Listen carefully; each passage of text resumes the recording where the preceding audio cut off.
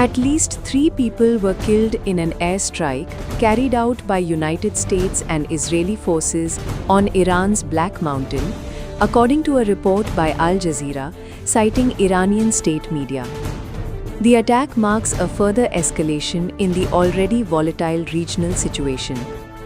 The governor of Koh Kiluye stated that 2 others were injured in the strike, adding that the number of casualties could rise as rescue and assessment operations continue on the ground.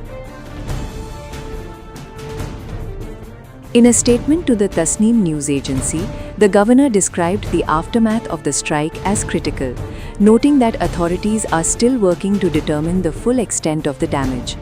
He reiterated concerns that the toll could increase as emergency teams continue their efforts. Officials have yet to confirm the identities of those killed, while local authorities remain engaged in relief and verification work following what has been described as a US-Israeli attack on the region.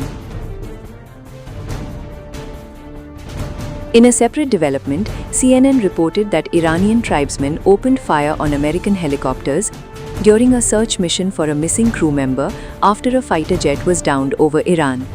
The incident reportedly took place in the mountainous areas of Koh Kiluye and Boyer Ahmad provinces, as well as the Bakhtiari region. Iran's semi-official Fars news agency stated that 2 Black Hawk helicopters were targeted during the confrontation on Saturday. Following the incident, the Islamic Revolutionary Guard Corps praised the tribal groups, calling them courageous, valiant, and victorious guardians of the borders.